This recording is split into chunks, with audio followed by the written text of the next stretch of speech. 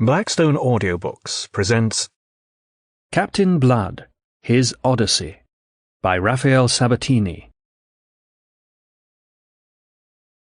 Chapter 1. The Messenger.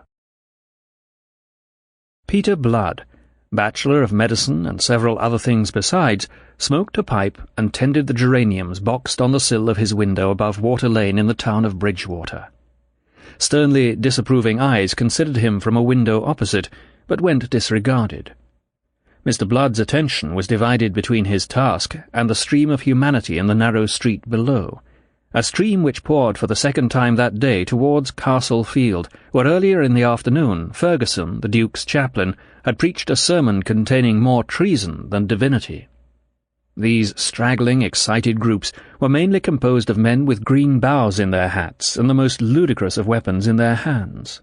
Some, it is true, shouldered fowling pieces, and here and there a sword was brandished, but more of them were armed with clubs, and most of them trailed the mammoth pikes fashioned out of scythes, as formidable to the eye as they were clumsy to the hand.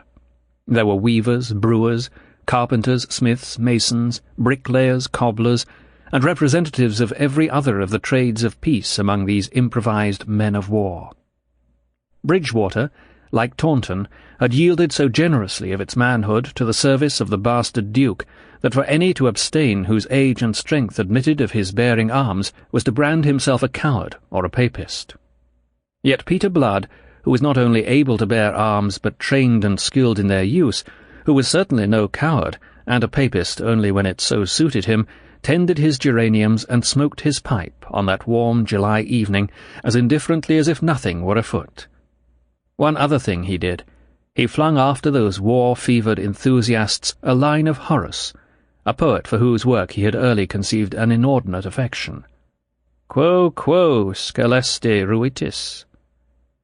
And now perhaps you guess why the hot, intrepid blood inherited from the roving sires of his Somersetshire mother remained cool amidst all this frenzied fanatical heat of rebellion, why the turbulent spirit which had forced him once from the sedate academical bonds his father would have imposed upon him should now remain quiet in the very midst of turbulence.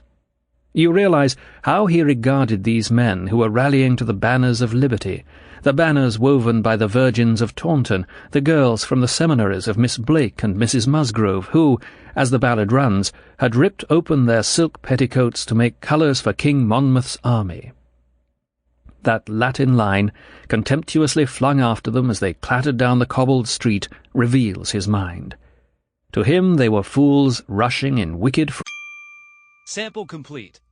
Ready to continue?